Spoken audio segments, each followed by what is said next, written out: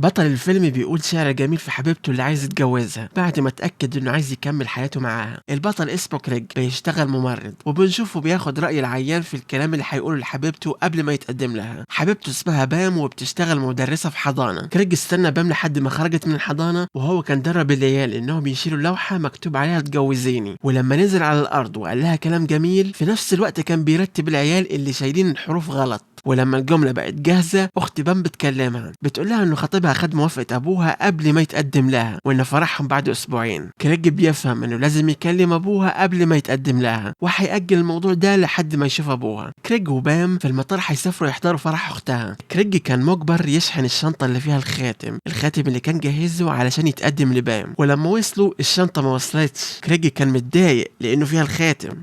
كريج جاب معاه هدية، أول مرة يزور بيت أهلها ومش هيروح إيديه فاضية، ولما وصل البيت كان عايز ياخد السجاير معاه، بس بام قالت له إن أبوه بيكره المدخنين ورمت علبة السجاير فوق البيت لأنها عارفة إن أبوها هيفتش العربية بتاعته. بعدها بتعرفوا على أبوها اسمه جاك وأمها اسمها دينا وبيتعرفوا على بعض. كريج ما بيحبش القطط، جاك اتضايق منه، في حد ما بيحبش القطط؟ بام كلمت ابوها وقالت له خف على الراجل، حاسه انه هيبقى جوزها. قال لها حاول ما تخافيش. دينا خدت بالها من الهديه اللي جابها، قال لهم دي فيها البذره لورده جميله بس لازم تسقوها لمده 6 شهور عشان تشوفوا الهديه. جاك اكيد مش هتعجبه الهديه، في حد يجيب هديه تشوفها بعد 6 شهور؟ هو جابها لما عرف انه جاك كان بيشتغل في الزراعه. بعدها جاك قال لهم انه بيفكر يعمل مشروع جديد، مشروع كاميرات مخفيه. الكلام ده ايام زمان كان جديد، كاميرات مخفية تراقب فيها الخدامة او المربية. الكاميرات دي اللي بيميزها انك تقدر تخفيها من غير ما حد ياخد باله، وهنا كان مخبيها جوه الفازة وبتشتغل لما حد يقرب منها. بعدها بيرن التليفون، جاك مش عايز حد يسمعه وبيقول اذا سمعت صوت غير صوتي قول النمرة غلط واقفل وانا هشوفك بعد 20 دقيقة في السوبر ماركت. لما سألوه بيكلم مين قال لهم النمرة غلط ورايح السوبر ماركت يجيب شوية حاجات، وقالوا له وانت خارج خده معاك. وفي السكة قاعد يرغي يمكن جاك يحبه بس مفيش فايدة، ده كمان كان هيغلط ويقوله انه بيشرب سجاير. لحق نفسه وغير الموضوع. وفي السوبر ماركت كريج دخل يدور على حاجة وجاك خرج يقابل الراجل، ولما خلص شاف جاك وهو بيدي فلوس للراجل وبياخد الباسبور. كريج عمل نفسه انه مشافش حاجة ورجعوا البيت. وعلى العشاء شاف الفازة وقعد يتريق ويقول انتوا اكيد مخبيين فيها كاميرا، بس دينا فهمته ان الفازة دي بالذات فيها رماد ام جاك. كريج بيرغي كتير وجاك بيكرهه اكتر، ودينا بتقول لبنتها عن الخاتم الجميل بتاع اختها. كريج راح جاب لهم ازازه وفتحها، الغطايه طارت ووقعت الفازه واتكسرت، والقطه حفرت حفره وعملتها في الرماد.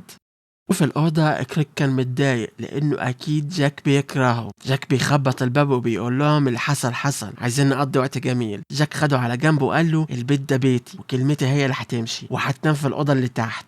كريك بيكتشف بالصدفة باب سري، بيخش الأوضة بيشوف فيها أجهزة وصور لجاك مع ناس مهمين، وخد باله من ورقة مكتوب فيها العملية السرية كوشيموي. جاك دخل وقال له انت بتعمل ايه هنا؟ قال له ايه رأيك بالجهاز ده؟ جهاز كشف الكذب، ايه رأيك لو نجربه عليك؟ اكيد ما عندكش اسرار تخبيها. ولما سألوا عن العشاء واللحمة اللي عملتها مراته، كريج اعترف انها ما عجبتهوش، كان متوتر جدا. بام بتسأله في ايه؟ قال لها ابوك كان هيعرف كل حاجة عني لولا امك اللي دخلت وانقذتني. بام اعترفت ان ابوها ما بيشتغلش في الزراعة، وهم بيقولوا كده عشان ما يقولوش لحد انه بيشتغل في CIA، وشغلانته كانت محلل نفسي بيحقق مع المجرمين.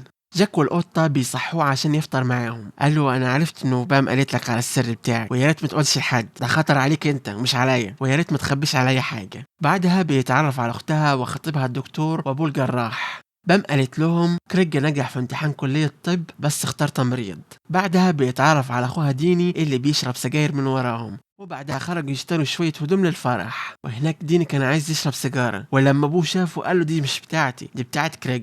جاك بيحشره في الأوضة وقال له أنا مش قلت لك ما تخبيش عليا حاجة؟ أنا كده مش هثق فيك. كريج مش فاهم هو بيتكلم عن إيه. جاك بيزعل منه وقال له أنت إيه عايز تبوظ بنتي؟ أنا هدمرك وأنت متراقب.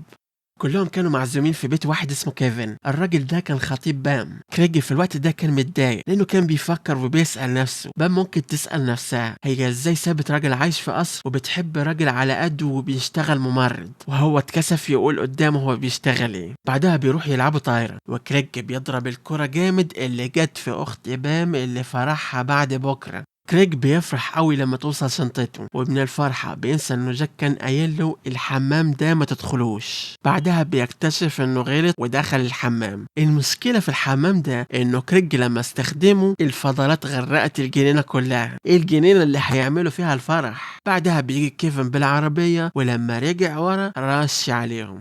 كريج كلم شركة الشحن وقال لهم إن الشنطة مش بتاعته، دي شنطة شبهها. وهو بيتكلم غلط غلطة كبيرة لما فتح الباب للقطة. القطة طلعت فوق البيت وبيحاول إنه يلحقها، وحاول يمسكها أكتر من مرة بس ما قدرش. وشاف علبة السجاير بتاعته اللي بام كان رمتها فوق البيت، وبياخد سيجارة من علبته. جاك كان بيقول لبنته أنا قلت لواحد صاحبي في CIA يسأل عليه، وطلع كذاب ما دخلش امتحان كلية طب.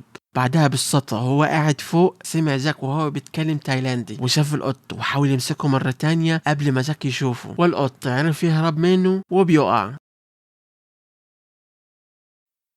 جاك والعيلة كلهم بيدوروا على القطة. المشكلة انهم مش هيقدروا يعملوا بروفا للفرح لانه جاك كان درب القط يشيل الخواتم. جاك بيصدر اوامر انهم يدوروا في كل حتة وما يرجعوش الا والقط معاهم، وبام بتقول لهم مفيش غيره هو كريج هيلاقي القط ويجيبه. وكريج راح يدور مفيش فايدة، راح الملجأ بتاع الحيوانات يدور عليه، وهناك بيشوف قط شبه القط بتاعهم والفرق كان في لون الديل. وقعد يفكر، انا متأكد جت في بالكم نفس الفكرة. ولما رجع البيت كان عامل فيها دور المنقذ، وكلهم كانوا فرحانين جدا بالقط انه رجع، وعلى العشاء كلهم كانوا فرحانين بيه. بعدها جاك كان بيكلم جارهم اللي قال له قطتك عندنا ولما ترجع تعال خدها. جاك بعد ما عرف الحقيقة ما قالش لكريج، بس كريج كان عارف انه جاك عرف الحقيقة ولازم يرجع البيت ويخفي القط الجديد. وركب العربية بتاعت ابو العريس وقعد يسوق زي المجنون، وجاك وقف جنبه وقعد يبصله. واول ما فتحت بيمشي بسرعة، والإشارة التانية كريج بيتحدى جاك، وأول ما فتحت الإشارة كريج بيمشي قدام بسرعة وجاك بيروح شمال عشان يوصل البيت أسرع.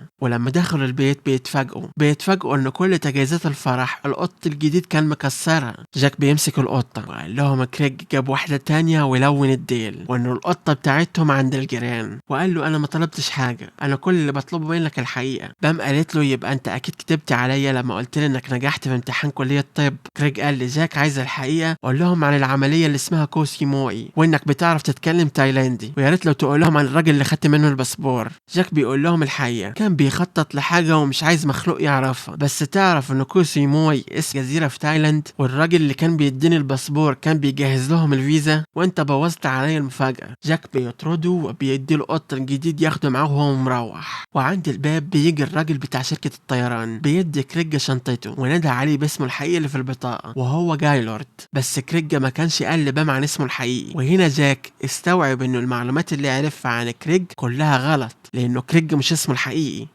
كريج راح المطار حجز تذكرة رجع بيتهم. بام كلمت اهل كريج يبعتوا لها صورة بالفاكس. يا جماعة الفيلم قديم ما كانش فيه واتساب. الصورة كانت عبارة عن نتيجة امتحان كريج في امتحان قبول كلية طب، والامتحان نجح فيه. وكده اتأكدت ان كريج ما كانش بيكذب عليها، وقالت لابوها يشوف النتيجة، وبتقول لابوها انا بحبك بس ما ينفعش كده. دينا قالت لجوزها انت ولا واحد من اللي تقدمه لبنتك حبيته، ممكن للحظة تفكر فيها وما تفكرش في نفسك. جاك عرف غلطته وكلم الناس اللي يعرفهم في المطار، وعرف الطيارة اللي هيركب فيها، وكلم الناس اللي شغالين هناك يأخروا الرحلة لحد ما يوصل. بعدها بنشوفه هو والمضيفة اللي بترخم عليه، ده هو كان اخر راكب، وهي بتقوله استنى في ركاب تانيين هيدخلوا الاول. هو فضل مستحملها لحد ما قالت له نزل الشنطة في الشحن. هو زعق فيها وقال لها انا جربتكوا قبل كده وضيعتوا الشنطة. والمضيفة ندهت على الامن اللي رموه بره، والشرطة بتحقق معاه. بيدخل عليهم جاك وقال لكريج قولي الحقيقة ولا هتعفن هنا. جاك بيمسك في ايديه، ومن النبض بتاعه هيعرف لو هو بيكذب ولا لا. وبيسأله اسئلة عن القط والسجاير، ولو كان بيحب بنته ولا لا.